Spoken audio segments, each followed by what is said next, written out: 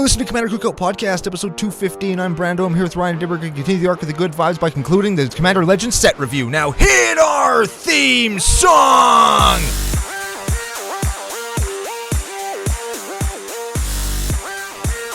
Hey Ryan, we're back for yet another whirlwind adventure. How you doing? Good. What is going down? A whole ton is going down. We've got an exciting deck to talk about, a couple of game stories to tell, some patrons to thank, a quality control issue to address, I guess a quality control issue with the video podcast also, if that's a thing that you want to talk about. Before we get into any explanation for any of that, we have to thank our official sponsors, FusionGamingOnline.com, their source for all your gaming needs. Very much so. And I've got my Commander Legends boxes ordered. I'm looking at singles because I expect to get pounded as hard as you did. We'll talk about that in a sec too. Impossible. Impossible. No, you can't do it. You could think I'm going to get beat down as bad. No. Well, if anybody wants to get pounded by purchasing their own sealed product, of course you have to be in Canada if you're buying from Fusion, but you can go there, FusionGamingOnline.com. You can pick up all your Commander Legends need, all your Magic the Gathering needs. CCO Fusion 5 will get you 5% off your entire order.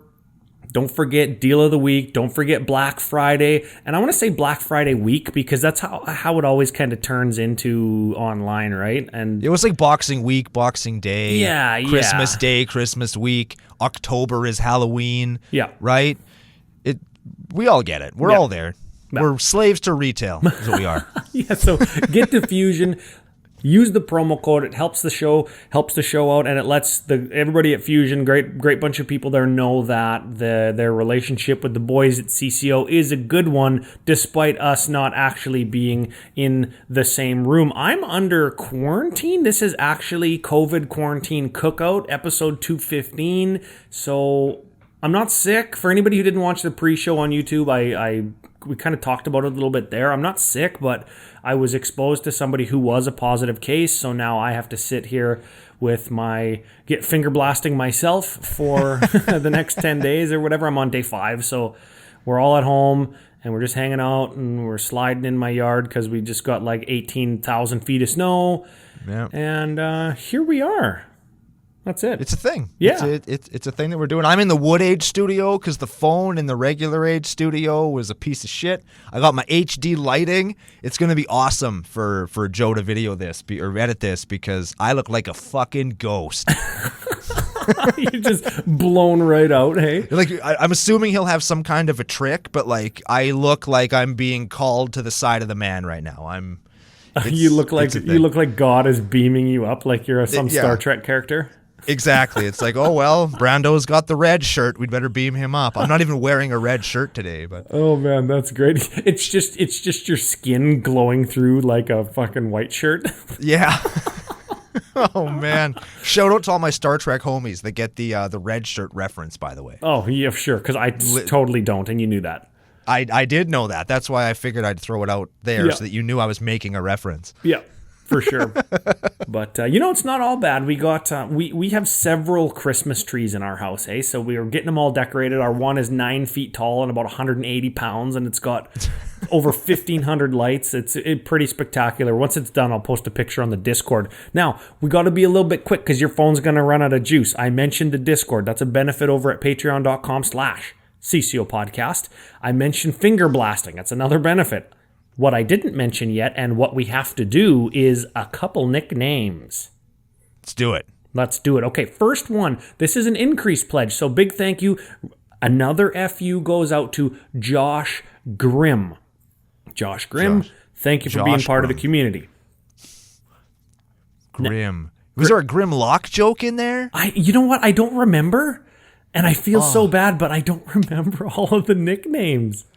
Usually when I hear the real name, I get the nickname back into my brain. Yes. Which I got a story about it after we're done these nicknames. But let's keep going. Thank you, Mr. Grimm. Yes. Okay, first new one. This is Anthony Reich. I think I'm saying that right. If I'm not, F you. Anthony Reich. Oh, you know what? You know what I've always wanted? I've always wanted somebody in the nation named Anferny. Like with an like with 2 F's, Anferny. And I don't think that any self-respecting human would ever admit that that's their name in a Discord like ours. So let's just call him Anferny. Anferny Reich. Anferny Reich very much respects himself. Yeah. Yeah. I bet he does. Yeah, probably doesn't. But he's a good guy. He's got a good opinion of his own self-worth. But his first name is Anferny, and that's terrible. Well, Anferny, if you will, welcome and F you. Next one. Andrew Kriz. This is somebody just purposely spelling their name wrong. Kriz. Sounds like Chris, but it's Kriz with a Z. So, well, that'd give him 2 first names, right? Yes. So, like, should we just give him a last name, like Bulachenko. Anthony Chris Bulachenko. Anthony Chris Bulachenko. Yeah. Yeah, I like that. Yeah. Bonus points if you're on the Discord and you can actually spell that. Is that a real name? I thought I just made it up. Well, it's probably a real name. There's 7 billion people. If Anferny's a name, Bulachenko's a name. Yeah, you're probably right. Okay. As awful as that is to admit. Oh, shit. Oh, yeah, that's right. Okay, last new patron shout-out, thank you, F you, goes to Brandon Toolby. And he spells both of those in a weird way, but we're probably going to focus on Toolby, right? Yeah, I'm thinking Brando has a huge tool, -B. Brandon has a huge... Oh, man. You know what? I'm down. Mr. Has a Huge, welcome. That's what we can call him. Mr. Has a Huge. I'm sure we don't have one of those yet, do we? No way. Okay, good. Well, welcome. I don't think so, anyway. Everybody. I don't know why anybody wants us to butcher their names, but... Hey, we have fun with it, and that's what counts, right? Yeah, we have fun with it. You can change that in the Discord. That's how people know you. You don't have to, but if you do, you'll get finger blasted more. It's all part of being a patron, supporter, and it's all... goes to, contribute to buying microphones so we can do this kind of stuff. Brando's got a new tripod at the studio so it holds his phone up so we could record, all that kind of stuff, right? So we're putting all the patron support to good use so we can continue to crank out shows, even if I'm stuck at home CCOing. Speaking of people who change their names in the Discord, this is actually a segue to what I wanted to tell you about. I have a game story I wanted to tell you real fast. Okay. Let the people in that we're playing with members of the nation, randos sometimes. This guy had not only a different name on Spell Table where we played and in the Discord, but his real name was neither one of them, and he had his CCO nicknames. This guy had 4 different names I was trying to keep track of while we're playing a game. Well, and you know how awesome I am with names, right? Like... You know what you do? You know what you do for a guy that has 4 names? You write it down on a piece of paper. You give him a 5th one.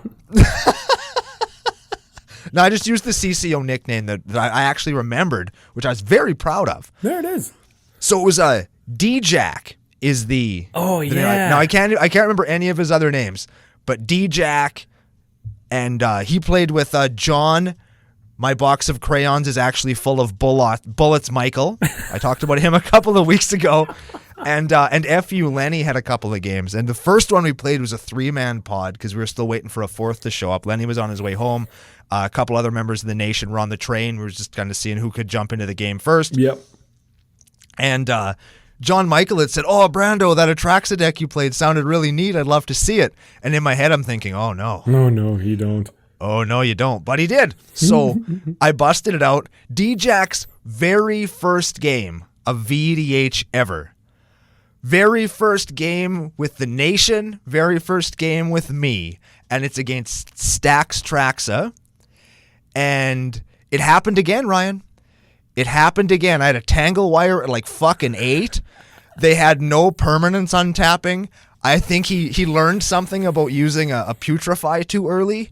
Because that definitely could have got him out of that situation, but alas. So he just, legit, he just spent the whole game just tapped out, which is too bad because he was actually playing one of the decks that we did an episode on, Cheville the Hunter, the one with no creatures in it. Remember that one? Yeah. Yeah, he was actually playing that, and I was kind of pumped to see what it was going to do. Oh, cool. But instead, I just stacked him right into the floor. And I felt a little bad about that. And then in the second game, when Lenny showed up, he was playing, Ib Halfheart, So I'm thinking, sweet, Ib Halfart, this is going to be sick. I haven't played against that in like actual years. And he is just so land fucked. And he plays a treasure nabber so he can start stealing all of our mana rocks to like get himself actually playing a game of Magic the Gathering cards. And nobody's playing rocks, and I finally do. And just to fuck with him, I tapped it for a mana, and then I sacked the Commander Sphere, which is what it was, to draw a card, just to keep him from getting my mana rock, just to like troll him a little bit. And then to troll me, he played an Impending Disaster, which is like, if there's 7 lands in play, it blows up all the land. Yep. So he kills all of our land and spends the next 8 turns not drawing a mountain. So everybody's fucked and everybody's discarding, but unbeknownst to him, I had my opening hand was like 3 cards and 5, or like 2 cards and 5 land. And I'd been drawing nothing but land. So when he played Impending Disaster, all I had in my hand was land. So I still curved out. I got to a point where I played a Dryad of the Elysian Grove, and I was playing 2 land because I had so many. And he learned a lesson that day as well. So D-Jack, don't take that as how all the games go, and I hope to play with you again. But oh my goodness. Oh man, I can't wait to either get my box and start up our sealed league and just jam again. I'm probably going to try and jam tonight because it's like I'm just stuck here. Yeah, but, man. I would have you over. We could rock some more games, but again, you're under quarantine, and rules are rules. Yep. Follow the rules, get healthy so we can get to big events and not have to play over my shitty internet. Right? Or have to have Ryan in my kitchen so that we can play over my slightly less shitty internet. Yeah, that's fine too. Hey, we should do a deck. We didn't even say who the Commandy was for all the people waiting for the hint. Oh, yeah. So anybody who guessed... What's another creature? Anybody who guessed Krenko, you're wrong. Anybody who guessed Duretti Scrap Savant, you're right. Ha-ha! Let's get to the deck right now. I dig it. All right, Duretti Scrap Savant is our commander? General? I tried to say like 13 words at once just then, but he's the commander of the deck. Duretti Scrap Savant is a 3 loyalty planeswalker for red 3. He has a +2 of discard up to 2 cards, then draw that many cards. -2, sacrifice an artifact. If you do, return target artifact from your graveyard to the battlefield. And -10, you get an emblem with whenever an artifact is put into your graveyard from the battlefield. Return it to play at the beginning of the next end step. Yeah, so Duretti is kind of a value-generating planeswalker as a commander. We talked about him in our returning set mechanics for Commander Legends YouTube videos. Links to the YouTube are all going to be in the show notes everywhere if you're not already watching this on YouTube, which you should be, and you should subscribe. But if you're not, it's all there. Now, Value Engine, we're looking at this deck. We're going to kind of do an abbreviated deck tech today, right? Because we want to hit on some more Commander Legends with a particular eye for the red cards and what what Commander Legends has done to help red. Yes, and it's done lots. I mean, and of course we're using an artifact red deck to exemplify that, which is a little strange, but it's kind of a cool deck. So we figured we'd feature it on the show. Well, you know what? I figured happenstancely. Yeah, I figured by and large, there's 2 main kinds of red decks that I see, either VEDHing, playing locally, playing at the LGS. I see the red artifact deck, and it could be headed up by Duretti, it could be headed up by Felden of the Third Path, or maybe now it's headed up by Togo, right? The rock throwing guy. Yeah. Maybe it's an Izzet deck, and it's like kind of spell slinging artificer graveyard type thing, right? The other red deck that I see a lot is the hyper aggro big mana red deck. It's got like big dragons, it's got earthquakes, it's got Perforos, it's got coming in and out tokening a little bit, right? A little bit more similar to your Torbrand deck or your Norin deck, where this is the deck today is like an artifact deck. Like, am I close? Those are the kind of the 2 red artifact aggro token type decks we see. I would say so. I mean, there's obviously more nuance, but not for the purposes of what we're talking about today. And given the beginning of the show where I talked about staxing people out, this is not the Duretti Stacks Savant deck. that's important to note, I think. Yeah, the people who thought that already turned the show off. So yeah, that is unfortunate because they're going to miss something that I think I want to talk about before we actually talk about the deck, Ryan. Sure. I've been stewing about this all night. So by the time you listen to this, it will be up. You can go over to the Brando Does Stuff YouTube channel. I assume there's a link down in the show notes below, and you can check out my Commander Legends box openings. And while on the whole, I got friggin' destroyed, like beat up in an alley, had all my stuff stolen, I'm addicted to crack now, and I'm yelling at people's furniture. Like, I just got rolled so hard on my boxes. But that isn't the thing that actually got me thinking. The thing that got me thinking, and it's something that I've been hearing other places, both on when I played some Open Flippy with Von Doom and Lenny and them, and at the store when I was actually picking up my boxes, is there's a fairly significant quality control issue with these collector boosters. And that issue is that they look super faded and washed out. And maybe it was just everybody that I talked to yesterday, which was quite a few people about it, because I was pretty lit up about the whole thing. But some of my cards are so washed out and so faded, they look fake. It's like when you're on Photoshop or something, you turn the opacity down, right? So you can start to see through the image. Yeah, like you can see through the name, and you can see through the black border around the cards. Like some of them, when you hold them sideways, almost look silver bordered because it's so shiny on the edges. Oh, yeah. It's like there were some serious quality issues with Jumpstart as well. And I don't know if that's where they're getting printed, if they're trying to, maybe some places they can't get printed, so they're trying to print more from one place and less from another, right? Like, I don't know. It could be. The thing that I was thinking, like, because I'm not here to bring the negative vibes in, but I am going to say that it's so bad, it is unacceptable. Because I didn't spend a ton of money. I traded in a whole whack load of stuff to get these boxes. But the fact is, some value from my life went into getting these. And a lot of the cards, I'll bet you when I double sleeve them and show them to somebody in real life, they're going to think they're proxies because they're that shitty. And that is an unacceptable level of quality. And anybody else out there that's bought collector boosters, if they haven't opened them yet, be aware that that's a thing that could happen to you. And when you do open them, like the cards aren't very good. And for the amount of money that we paid for them, and it only seems to be the collector boosters as well, because I opened a couple of draft ones and they were fine, but even the foils in the draft boosters? Yep. Okay. Yeah, the draft boosters look great, but the biggest difference was in the etched foiling, because I saw a couple of regular etched foil ones that are just regular draft boosters, and they're nice. They're not my favorite, but they're nice. I can see why people like them for sure.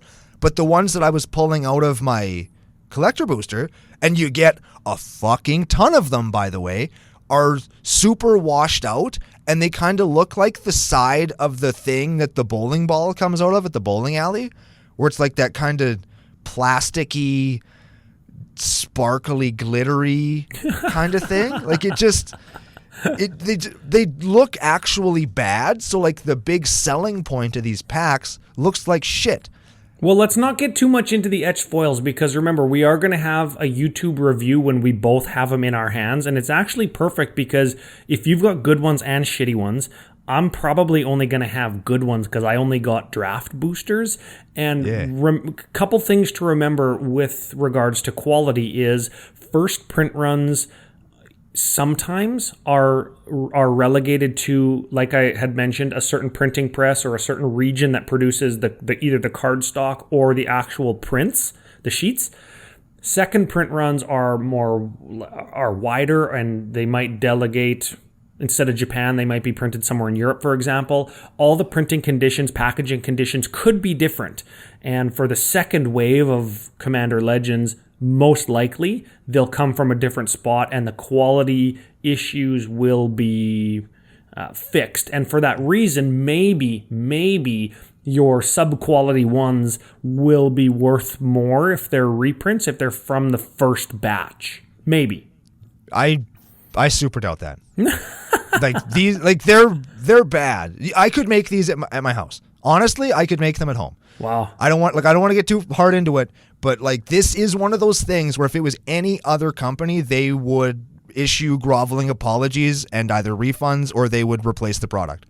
They would give me an option to put all these cards into a box and they would send me new ones. Well, That's write how them a letter. shitty See if they will. Like, and you said you didn't want to get into it too much because it's kind of negativity. But we're the arc of good vibes, but it's not all good vibes all the time. So maybe if you did write them a letter, maybe send them an email with some pictures and say, hey, like this is really bad. And I know in the past I've seen on Twitter people get apology packs or whatever, right? Like I'm not saying they're going to send you an entire box, but crazier things have happened. I suppose maybe I'll get some of those, what are those promo ones that they give away for free at the store? Maybe I'll get some of those from like El Drain. That'd be cool, right? From Theros. Yeah, I'll get a Theros apology free pack. Promo pack with 3 cards in it. Yeah. But I just want to make people aware of that the first run, in my experience so far, is really bad. So, like, and you can't see it in the video, and I wish you could, because I was looking through it in the camera and everything looked okay. But as soon as I started looking at them in real life, it's like, oh my God. Oof. But let's talk about this deck, Ryan. That's what we're here to do. Let's bring it up. I've done my public service announcement. Let's talk about an artifact deck, and let's start with not artifacts. Let's start with I love it. let's start with, because they're short segments, they're short little things. Run an Architect list sent in by I'm Out to Get You. That would be listener of the show, friend of the show, Jens McTaggart. Yawns? I'm going all the way soft on all the letters. Yawns. I hope this deck doesn't make us yawn. Probably it totally won't. It's a good one. Oh, we wouldn't be doing it if it did. I was just going to say probably will, though. 7 out of 10 at best. Oh, definitely. So unfortunately, Mr. Yawns did not send us custom categories, so we're going to have to do these the old-fashioned way. Let's start with Planeswalkers. There's only 2 of them. Sure. We'll hit them quick. We got an Ujin the Spirit Dragon. That's an Oogie D. 8 mana, 7 loyalty, +2. It 3s something, -X. It removes all of the colored things. Converted mana cost X or less. -10. You gain 7 life. Draw 7 cards. Put 7 Permies from your hand into play. So good. Why is that in here? Did you hear what I just said about the card, right? That's why it's in here. The next one, the deck is called, I guess we should say, Junkyard Dragons, which will make this next one make sense, in that it is Sarkhan the Masterless, which is a 5 loyalty, red 3 for a Sarkhan, has a static ability whenever a creature attacks you or a planeswalker you control.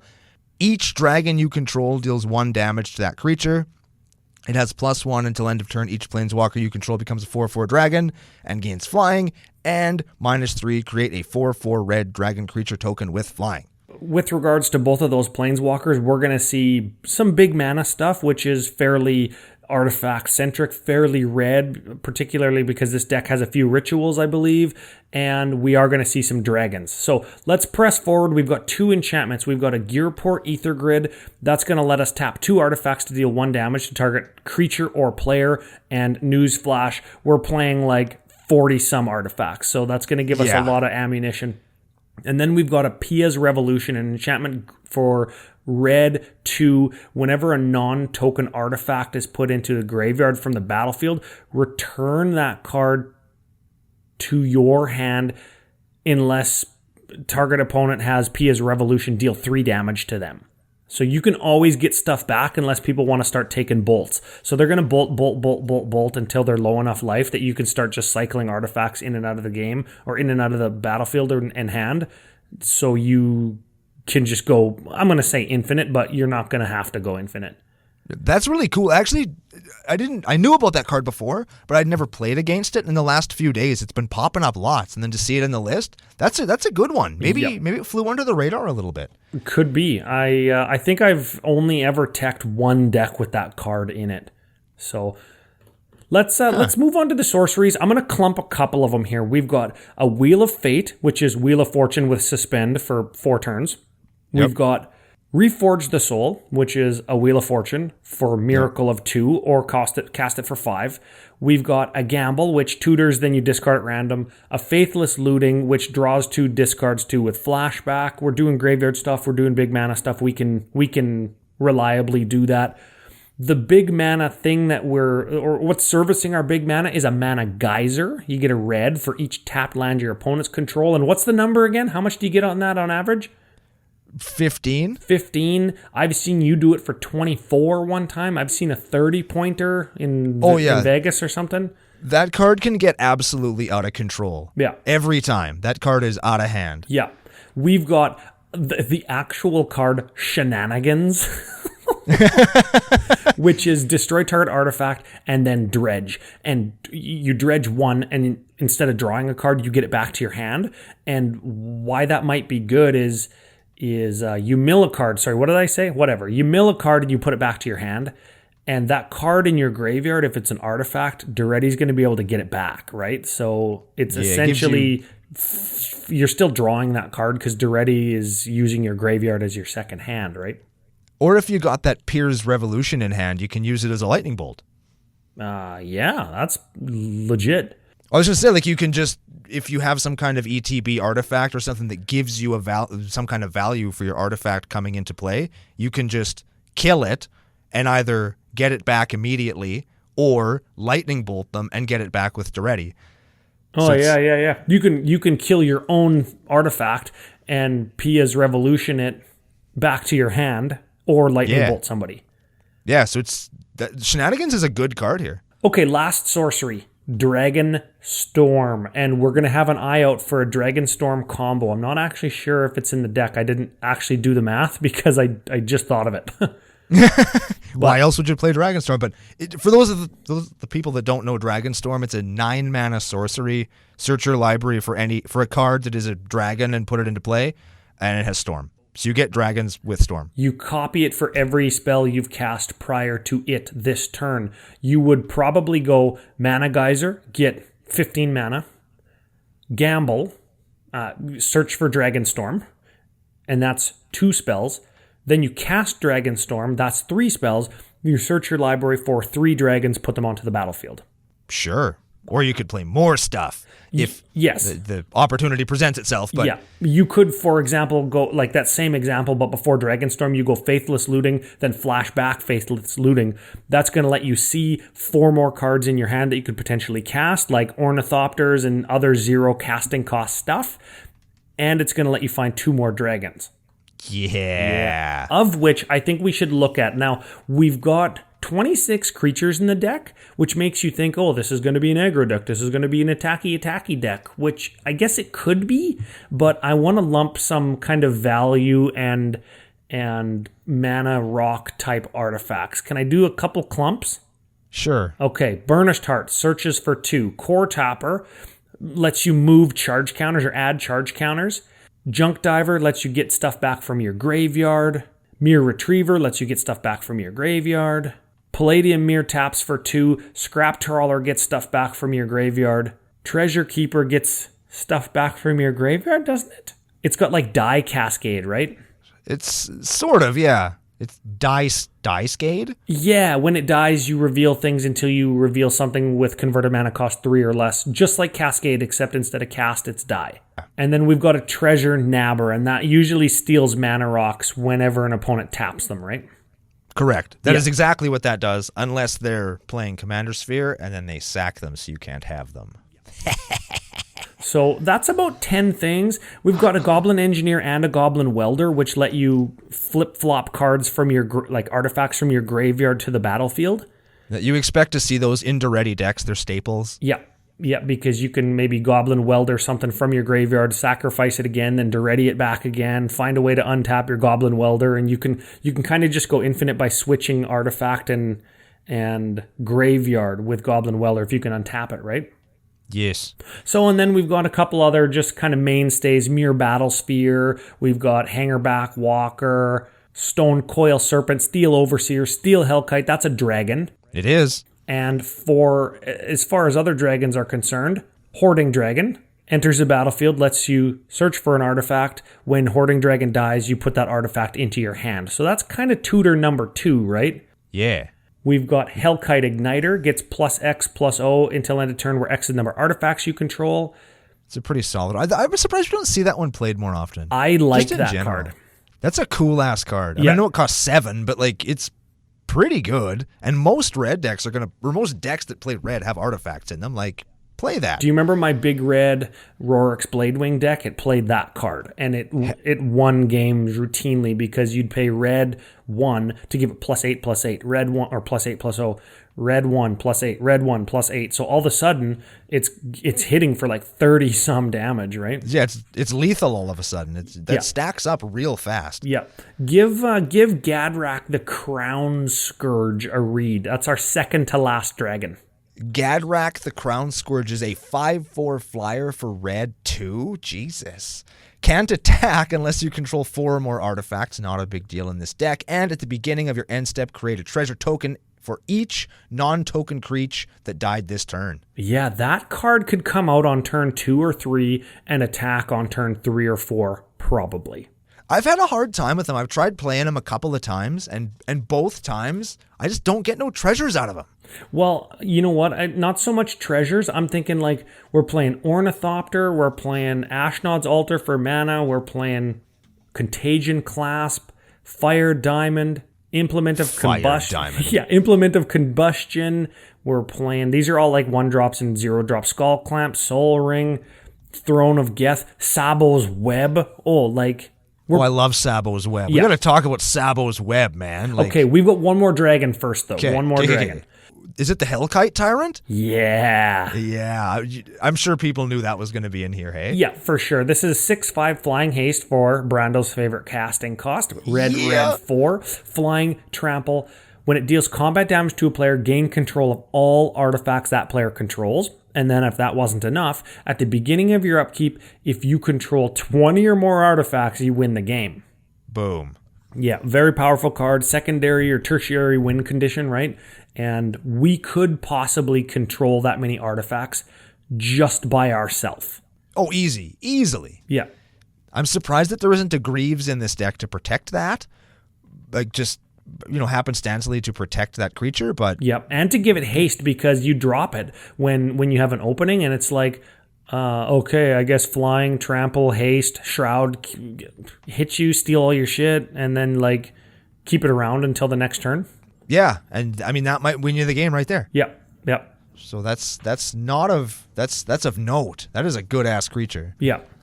So all the other artifacts are I didn't mention Krark Clan Ironworks and Everflowing Chalice. Maybe I did or not. I don't know. Grimoire of the Dead. Just a lot of value stuff. Lux Cannon for removal. Nev's Disc for removal, right? And Sabo's Web for a little bit more control. Give that one a read. That's an Invasion classic. Oh, Sabo's Web is a card that just hurts people's feelings and brains. It's an artifact for 2. When it comes into play, it draws a card, so way ahead of its time, and lands with activated abilities that aren't mana abilities don't untap anymore. Baby. That is good. So in Invasion set block standard environment a la 2001, this card was printed to combat Rishadan Port, or Rishadan Port as some people say. It was one of the best cards in standard at the time because it didn't let Rishadan Ports untap, and it replaced itself by drawing a card at the cost of 2 mana. So good. Yeah, very cool. And cool picture too, hey? Yeah, and people can't, you're messing with my lands, you stacks playing douchebag. They can't even say that because it's just punishing your greedy ass mana base. So I'm totally into that card. I think that we should see it more. Especially in foil, because the foil of that card is so sick. I'll bet you it's really expensive, hey? Yeah, I think that you're right. It's an Invasion foil, right? Yeah, it's like $450 Freedom dollars to get a regular one, so that'd be $22.81 Canadian. I don't even want to think about what the foil multiplier would be on that son of a bitch. Well, I'm looking it up right now. Foils look to be about $15, so not that much. The foil multiplier is times 5 though. That's lots. Yeah, that's still $60 Canadian. Oh yeah, I could have to remortgage my house.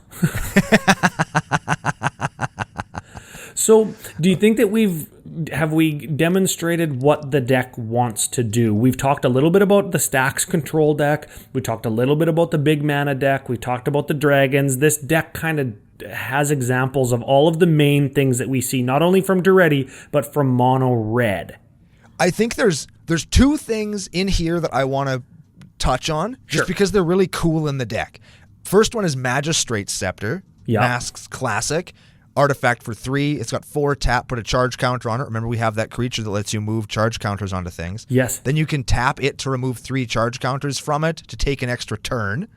Very cool. If you can abuse that, which you probably can. Well, we're playing Contagion Engine and Contagion Clasp too, right? To proliferate those counters. So Bob is your uncle, as it were, and that's even true for me. And the other one I wanted to talk about, just real quick, was Reckless Fireweaver. He's a 1/3 human artificer for red 1. Whenever an artifact comes into play under your control, it deals 1 damage to each opponent. So it's kind of like Impact Tremors, but just for your artifacts. And I think that's pretty cool. Yes. You know, even something like the Gadrick Crown Scourge or whatever, you do some attacking, they do some chump blocking, they block, or somebody plays a Pyroclasm, kills a bunch of chumps, you get a bunch of treasures, and then you 3 or 4 or 5 everybody. I think that's a great example of like that incremental value kind of control engine that you can build into red decks as well. So you notice it's funny. This deck has all of those things. It has an Invasion Classic. It has a Mercadian Masks Classic. All things that are like, hey, we should do exactly this deck and not change not one single thing in it. Right? The question then becomes, when we look at Commander Legends, and I know we've done the set review proper, we've done the legendary creature review, so we're not going to spend a lot of time on individual cards, but the question is, do the cards in Commander Legends facilitate the strategies we've talked about further, or do they open up new kind of avenues for us to explore and play with and do something new and unique and interesting? For decks like this, I think that there's a couple of, like for this one specifically, I think there's a couple of cards that actually, maybe not, they're not sleepers, but they certainly would go in and do very well. First one I'm thinking of is, where's that little goblin guy? Of course it's a goblin, right?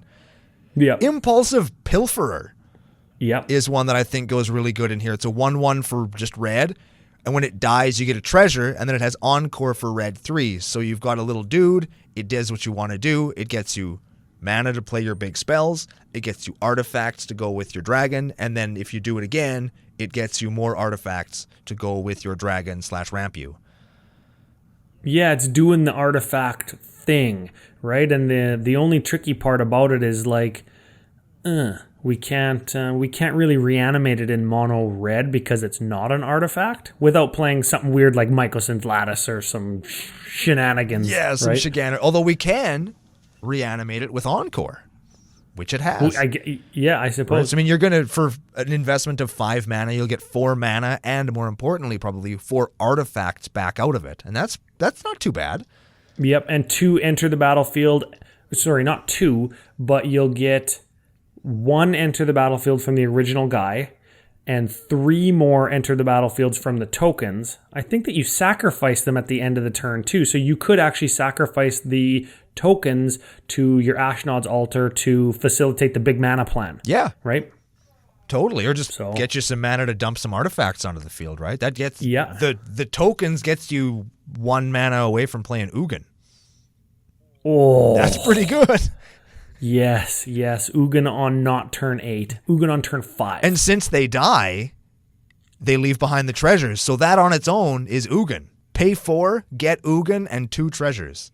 That's what that guy is. What about Jessica? And I know, like, she's just generically good. You can her 0 ability makes something deal triple damage, right? Yeah, she could go good in here with that big dragon, the flame hitter dragon. What is that? The igniter, right? +8 or plus whatever equal to your artifacts times 3, and that Hellkite igniter is already 5 power. So what do? Like, you play Jessica for he costs 7, so you have 7 mana. You play Jessica for 3, and then you have 2 activations of Igniter. Let's pretend you have 5 artifacts on the battlefield. So you give him +5, and then +5 again. That makes him a 15/5, and then you Jessica all of a sudden she's hitting, or Hellkite Igniter's hitting for 45. That's not too bad for 4 mana investment at the time, right? Yeah, 4 mana investment. You had to pay 7 up front for the guy and have him survive, right? Worth it.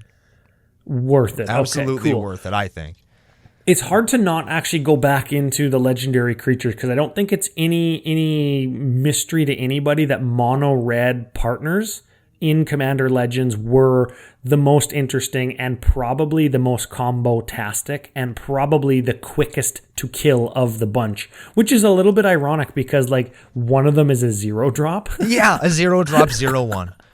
Which I opened 0 of, by the way. No. Yeah. You didn't get any etch foil ones? I got 0 of that card. I was totally going to steal one from you and put it in Zap. I opened 6 of the unicorns. Of the course green white unicorn. I opened 6 What do you of them. say? This is my impression of Brando, everybody in CCO Nation. Of course I did. That's exactly what I said. On it, that's a direct quote. And then you're all pissed off, and Kyla off screen is like, Jesus Christ, Brando. I believe what she said was, "Why do you even play this game?" I say that to you all the time. Yeah. Oh man, it was a thing. Good ass times. What else would Good ass times. You know what else I think might be good in red decks in general, speaking of partners, and this one too, because we have a commander that costs 4, I think Flamekin Herald is a card that just is sleeper good. It's a 3/1 elemental wizard for red 2. Commander spells you control or cast have Cascade. Yeah, I think in decks that have maybe commanders that cost 2 or 4, like 4 is good because then you can get your 3-drops, right? Yeah. Or commanders that you want to die, like I know that they can't go in the same deck, but something like Alenda is the first thing that comes to mind because it's like, oh, I want Alenda to die. Or Child of Alara, I want it to die, right? The only reason I play it is so somebody can kill it and wipe the board, or so I can sacrifice it and wipe the board. Well, if it has Cascade, I'm going to get something out of it, probably a ramp spell in my Child of Alara deck. Right. It's not going to get affected by its Destroy Everything ability. True. But Duretti is going to die. He's going to, right? Well, you could do all kinds of, far be it for me to be the guy to suggest you do all sorts of dirtbag shit with it, but like even in a deck like where the thing costs 1 or 2, you could build your deck where when you play your 2 mana, I think Krark costs 2, right? You just Krark into a Sol Ring every time. Or I could play it in Norrin, and every single time I play him, I get a 0-drop thing. So yeah. We're talking like there's your prismatic butt plug or whatever the hell that fucking flower card is called, or what, you know what I mean? Oh yeah, never heard of it. You just get it every time, right? Like you could use a card like that to almost as a tutor to make sure that you get a specific thing every time, and that's how Cascade has worked a little bit, like in Modern and stuff. You cascade into a 0-drop that has Suspend, but you just get to cast it, and they've got all those big cycling dumb idiots in their graveyard, right? The Living End deck or whatever. Yeah. But Flamekin Herald alongside like a partner pair that is maybe at like 2 mana and 4 mana, your 2 mana commander is going to cascade down into your 0 and 1 mana rocks, and your 4-drop or 3-drop commander is going to cascade into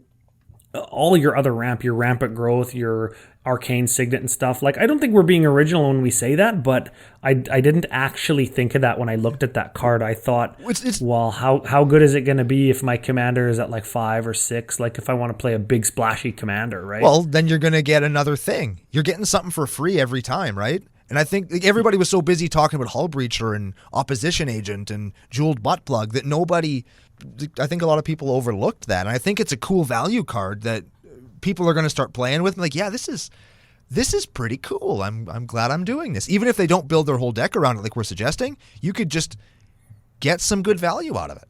You know what I think of every time you say Jeweled Butt Plug? What's that? There's going to be a meme where somebody takes one of those big bulbous glass butt plugs and is going to overlay them all like in an arcing rainbow to make a Jeweled Butt Plug meme on our Discord. I guarantee it. Good. I came up with a couple of good ones. I called it Money Drain, instead of mana drain. Like, so I've been working on my meme skills, but your meme game is strong. I'm trying real hard. That's great. Well, you know what? We got a couple more cards that we can probably hit up for this particular deck. We've got, just because it's a dragon, we've got Hellkite Courser, 6 mana, 6/5 flying dragon. I was super high on this one. I kind of predicted command zone interaction in our predictions video. Sure. And this lets us take a commander out of the command zone and put it onto the battlefield for a turn. Maybe that gets us our Duretti. Maybe that lets us Goblet Weld off of his minus ability if he's going to die anyways, to enable some kind of combo-rific something that's going to help us win the game. That's what I was going to say. With Hellkite Courser in this deck, it fits in thematically, and because a lot of the time Duretti spends a lot of time at really low loyalty because you're ticking him down all the time to do Duretti things, I mean, this gets you a free Duretti back, right? Like maybe Duretti costs fucking 8 and you can pay 6 for him and get a 6/5 and still get that Duretti trigger, right? Does this count as him dying again? I just thought of that. Yes, because every time it goes back to the command zone from somewhere that isn't the command zone, he costs more. Ooh. Yeah, and I was going to say, routinely I see in Duretti games, the player of Duretti will go cast Duretti for 10. Like I've seen that almost every time I've ever played Duretti. Oh, yeah. Mostly because they can make that mana, and when they cast Duretti, they might get an artifact back. If they know he's going to die, like they have no blockers or whatever, they'll make that mana back by welding something that doesn't give them mana into something that does give him mana with his minus ability. So he can always kind of pay himself. Yeah. But if we're doing big mana in other ways, and we can do like Hellkite Courser for Duretti, like you said, instead of 8 or 10 or 12, just to get that welding ability like that, I think this card is sneaky good. I'm happy that this kind of thing that's new and interesting and worth conversation like this, I'm happy that it's at the 6+ slot. I'm happy that it's not like, 2 mana instant speed, right? Like, yeah. I want to move. I would like if the format would move away from that. We talk about course corrections in our set reviews, and I think that Hellkite Courser is one of those cards that can do that. Agreed. Yeah, instead of just saying instead of giving mono red some way to interact with the graveyard and saying, I'll just let Duretti go back to my graveyard and I'll reanimate him in red, right? I like this in red instead. It's a hot take, Ryan. I don't know if I have hot takes, honestly. You know what is a hot take? What is it? It's lukewarm at best. You know who's really good in this deck? Because he's good in every deck, it turns out, kind of like Brash Taunter, but it's not Brash Taunter. I know everybody was yelling it at the podcast. It's Togo, man. I agree. Togo goes in this deck as fuck, and that is awesome. Oh, man. I just love him. Oh, man, the one thing I got very excited about and then slightly disappointed about, but then back to being excited about, is the foil rock token. Did you get it? Oh, dude, did I get foil rock tokens? I got several foil rock tokens, but they all have the same art, and that's what kind of bummed me out. Oh, that's fine. How funny would it have been, though, honestly, if the rock tokens were the ones that were all different? Like, there's 4 different rock token art, and it's just random rocks that you see out in my driveway. Exactly, and it's just a rock in some fucking dirt. It could just be a picture of a rock in some dirt. Like, that would be so funny. Oh, man. Okay. Alter game is strong. I'll make it happen. Did you get any foil Togos? I'm so excited. I'm so excited to get my box, and it didn't show up. I was pissed off and decorated my Christmas tree. I'm hanging the Christmas balls on the branches, just all You're all pissed off about aggressive. It? Yeah. They're all on one arm of the tree. Just like, fucking goddamn. I just took a string of 700 lights, crumpled up into a ball, and just hucked it at the tree until it fucking stuck onto one side of it. And in answer to your question, yes, I opened several foil Togos. Excellent. That's how Togo would decorate his Christmas tree. He'd just throw stuff at it. 100% he would. Rocks the whole bit. I think the last red card that I think is going to find itself in virtually every red commander deck, probably forever, Wheel of Misfortune. I think it goes even better here with the graveyard reanimation strategy afforded by Duretti. What do you think, man? I do think so. That was the last one that I had on my list. And a mountain of text. Essentially, everybody picks a secret amount of life, and the highest life total loses that much life. The lowest life total does nothing. The middle two and the highest life bid all discard their hand and draw 7. I don't know how this card plays yet. I know what it does. I don't know what you need to do to guarantee that you always draw cards. I don't know what the culture is about this card yet. Do you know what I mean? It's going to be a tricky one, but I think people are going to figure it out eventually. And I think that the best part of that card, as we said in our set review, is that it does something that you really like and something that I really like. That's what's key about that card. Yeah, it wheels me because I'll always bid a high amount of life. And it goblin games me because I just like to have objects and show them to people. Yeah, and what I mean when I say I don't know what the culture is about this card yet, like we said in the review, and I don't want to repeat it all, but like, is everybody just going to get a D20 and roll, and that's their fucking number? Are there going to be people that always choose 0 because they like the cards in their hand? Like, they have 2 cards in their hand, they think that that's better than having 7. Like, there's going to be people that do that. F you, Jesse. Right? Yeah. He's going to be holding up swords and path, and he's like, no, I'll take these 2 instead of getting 5 more. I'll just pay 0, right? Yeah. And then it makes it easy, and I'm like, well, why the fuck did I pay 20? Yeah. I wanted to draw. I have 5 cards in my hand. I want 7. Why did I pay 20 life? I could have paid 2. You know what I mean? Yeah. Like, this card is going to just have, you know that chaos decks are going to just bring their fucking dice for everybody. Say, everybody just, you roll this rock, you roll this fucking snowball I made, you toss that fucking shit at the wall. If it sticks, we fucking draw and take damage. Like, that's what the chaos decks are going to do. Guaranteed. I'm going to pay 20 every goddamn time and wonder why I do every time, because people are going to pay like, 5, yeah, 6, I'll throw 5, probably 6, enough. Yeah. Just enough to get me above Jesse, who's going to pay 0. Yes, right? The meta on this card is nuts. Oh, yeah. You're going to figure it out in your local group, but figuring it out in the wild is going to be just crazy insane, hey? Yeah, the first time that this gets cast, like at a big Magic Fest when we all get back together, when all this COVID shit's over, right? Oh. It's going to be so epic. It's going to be great. I can't wait. This is what I can't wait for. We go to a Magic Fest, somebody casts a Wheel of Misfortune, and somebody copies it. Oh.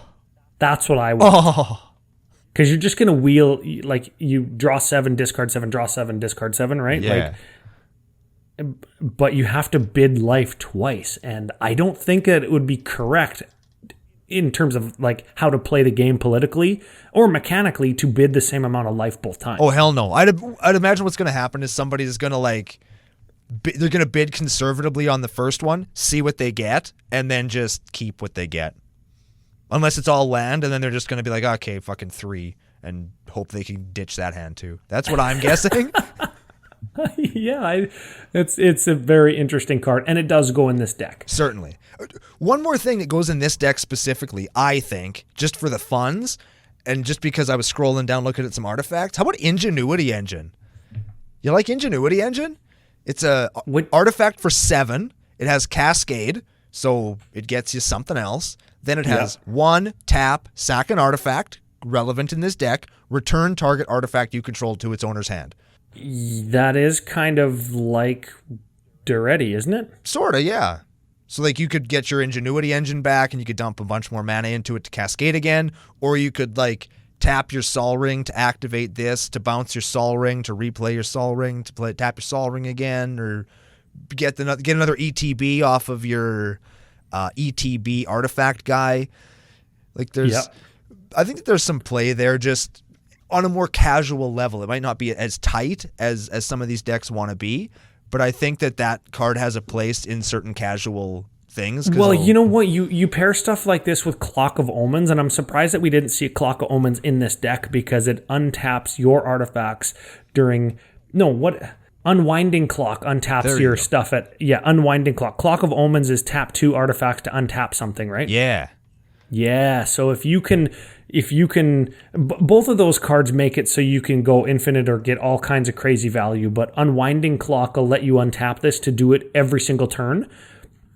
And if you're always getting, let's say, some kind of value when something goes to the graveyard, like a treasure, you're sacrificing an artifact creature to get a treasure from that dragon. You can then sacrifice that artifact to get the original Ornithopter back, and then you can cast it. Let's say you have something that allows you to cast your creatures as though they had flash, like a Vidalcan Orrery or something. You can continuously do that loop and get value and make your dragons big and what kind of stuff like that, right? And Clock of Omens will allow you to do kind of the same thing where you can tap 2 untapped artifacts to maybe get a treasure or 2 treasures, which then you can tap to untap the first 2, and you can repeat that and go infinite with treasures. Like, there's all kinds of little quirky, fiddly artifact stuff like that, right? And I think that Ingenuity Engine actually helps that. And since we're kind of reviewing the card, take a good look at the art, because there's a lot of little Easter eggs there. There's a Commander Sphere, there's a Soul Ring, there's a couple swords, there's a whole bunch of little artifacts that we know and play in that art. Pretty cool. Oh, yeah. Yeah, hey? Oh, I like stuff like that. That makes me excited. Who drew that?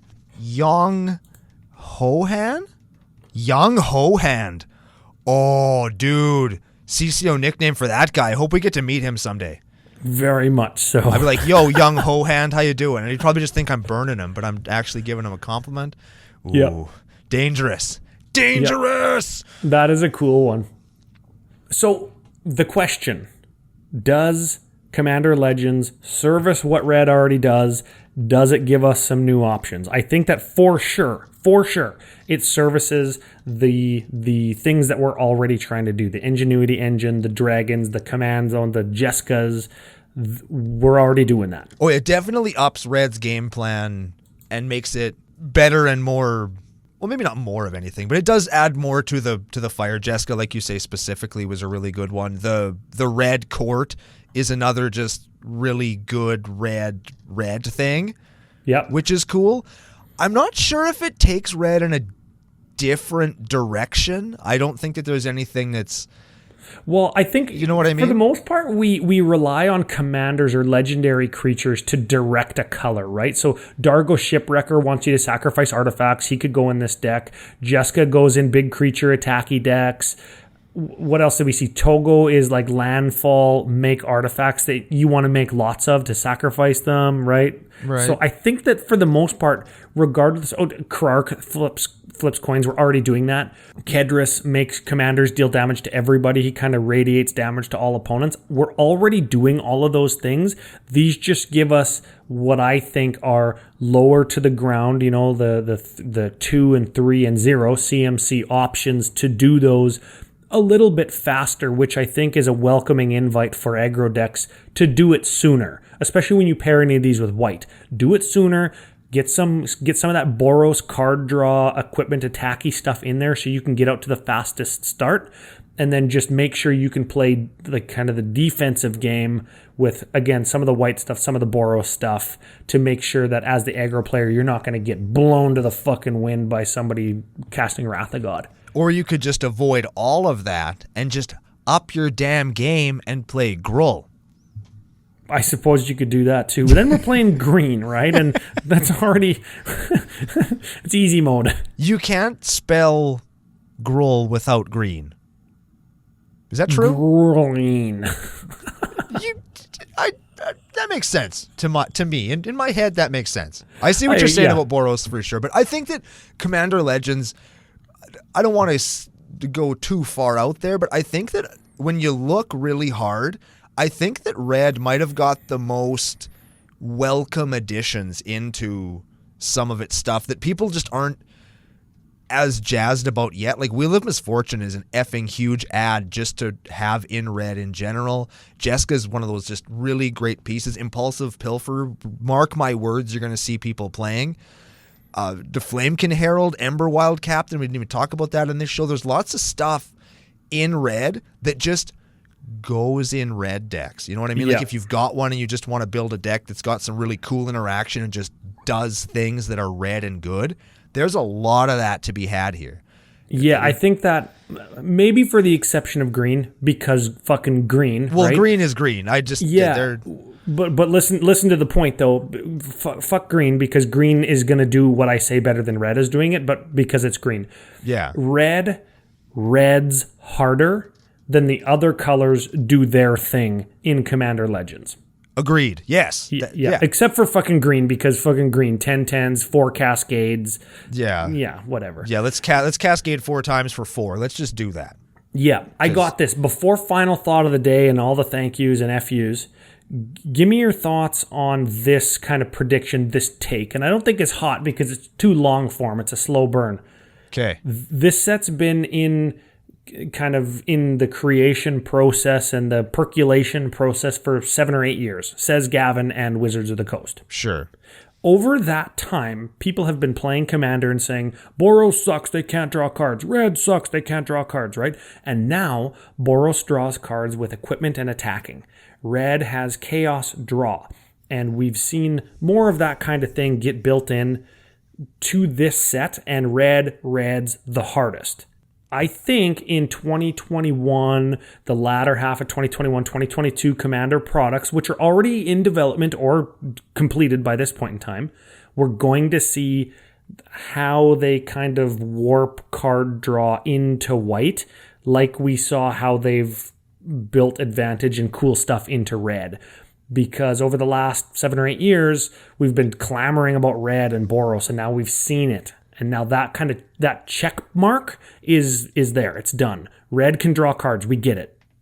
White is the next frontier, and we're going to see more of that moving into white through the next year or 18 months, because red is done. And this set is completing our complaint about red can't draw cards.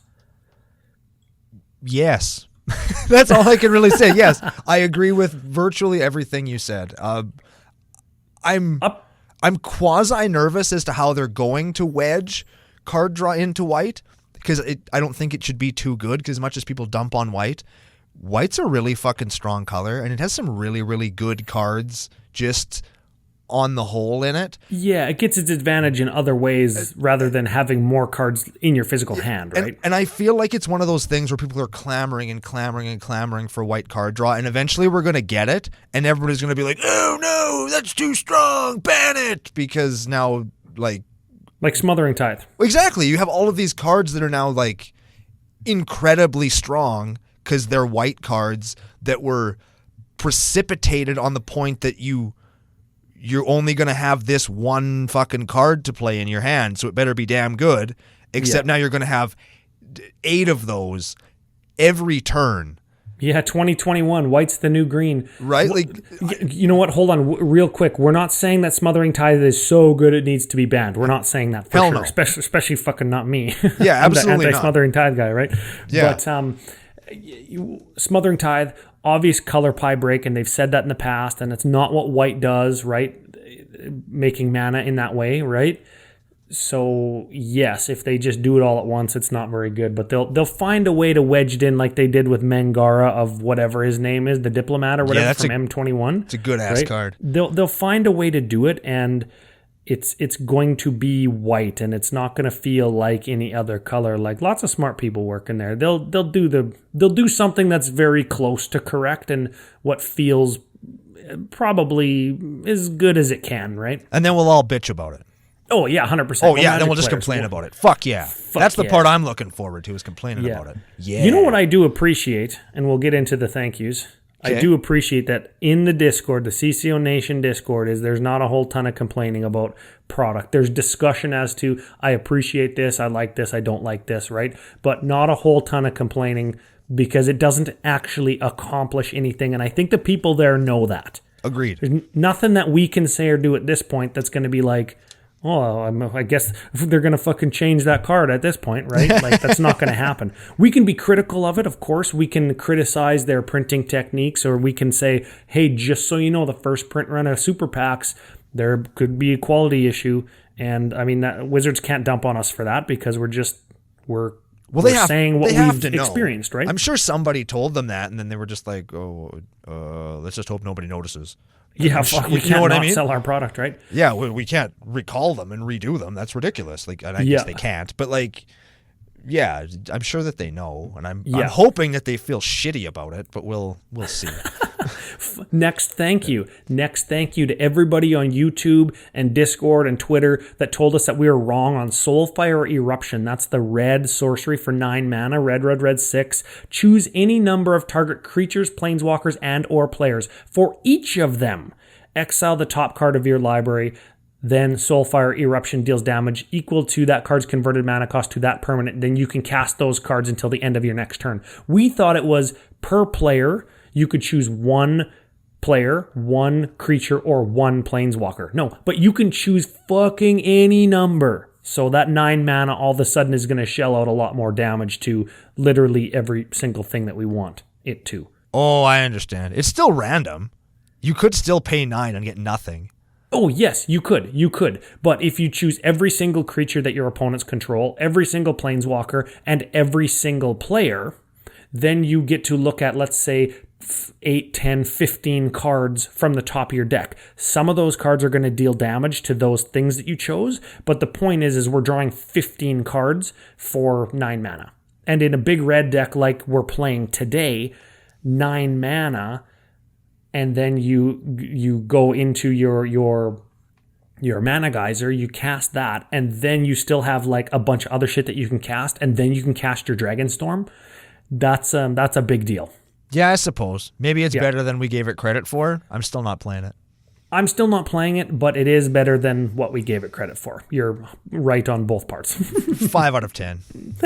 7 out of 10 at best. 6.5. Okay. Yeah. Sold. 6.5. That's the amount of life I'm paying for Wheel of Misfortune every time. There we go. Third thank you is to FusionGamingOnline.com. They're the official sponsors of Commander Cookout Podcast, helping us bring the show to your ear holes and your eye holes every single week, or whatever other hole you like to have the show in. You can go there right now, buy your either really good singles from Commander Legends or your super washed out foils from Commander Legends Super Packs. Use special promo code CCOFusion5 to get 5% off your singles and let them know that their partnership with us is a good one. And it is because we're awesome. Correct. Usually we swap that. We did a little life swap thing there. Yeah, how did it feel? You know what? Would do again. Excellent. There it is. More lube next time, though.